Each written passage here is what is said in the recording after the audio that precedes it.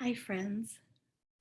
I'm not sure if you knew or not, but this last week marked Yom HaAtzmaut, and it is a day that we celebrate Israel. You may or may not know that on that day, there is a parade.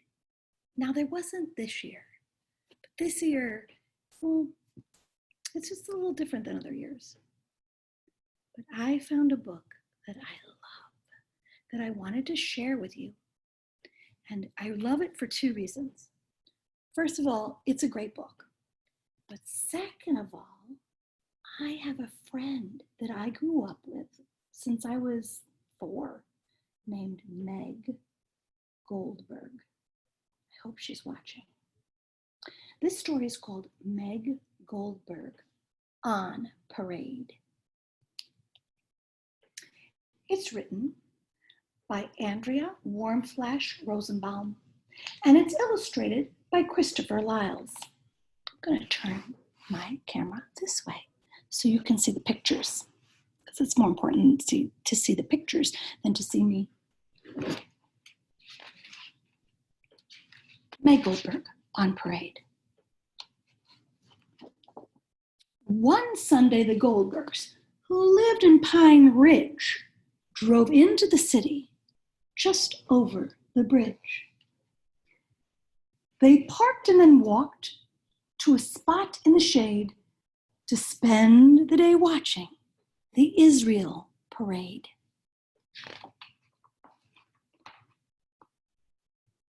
Meg waited and wondered if there would be floats, musical marching bands wearing blue coats, juggling jesters with quick-moving hands who might need some help from a girl in the stands.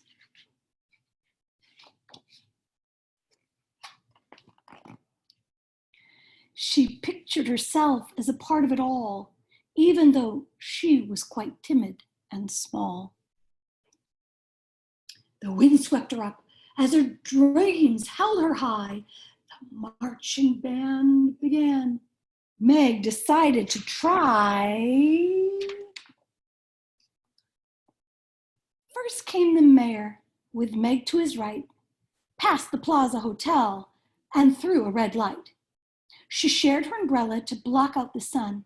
"Thanks, Meg," he said. "I was feeling well done."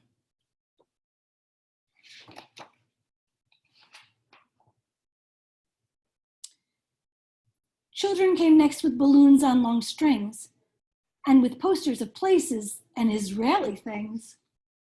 Floating on air, Meg tossed samples for free of couscous and pita and sweet minty tea. She folk danced with ladies who stepped to the beat while leaping in line just past 61st Street. She carried an Israeli flag, blue and white, and clung to it tightly with all of her might.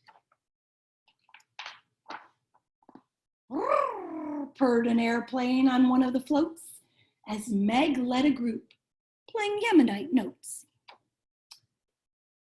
Aliyah Nix waved and called out, "Shalom, come for a visit. You'll feel right at home."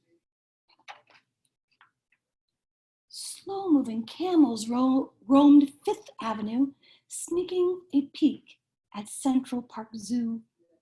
Guiding the herd with a grin and a wave, Meg Goldberg was growing a little bit brave.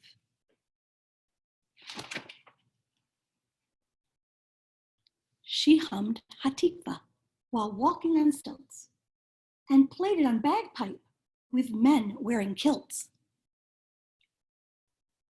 Majorette Meg steered a booming brass band with all of New York at her humble command. Every policeman Meg met on the route was given a thank you and then a salute. They crowned her Grand Marshal and made it quite clear they needed Meg back for the following year. Whoosh went the wind, raining dust everywhere. It spun Meg around as it tangled her hair. She opened her eyes. Traffic started to flow. Meg, called her mom. It's all over. Let's go.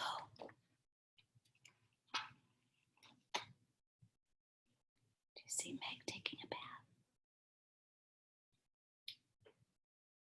Through dinner and bath, she remembered the fun of all the things she imagined she'd done.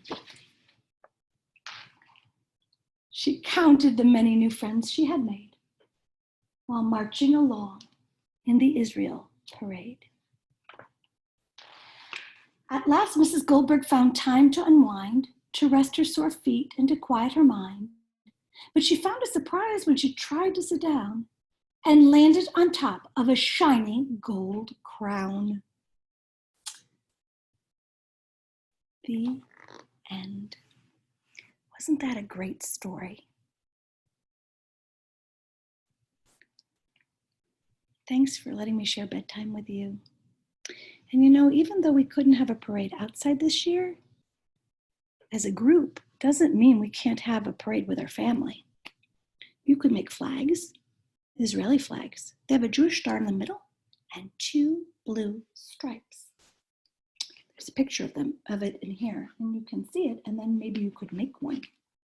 And then, why not? You could march around in your house. Or if it's a beautiful day like today, you could march around on the street, as long as you practice social distancing. Have a beautiful night, rest. And remember, let your parents sleep too.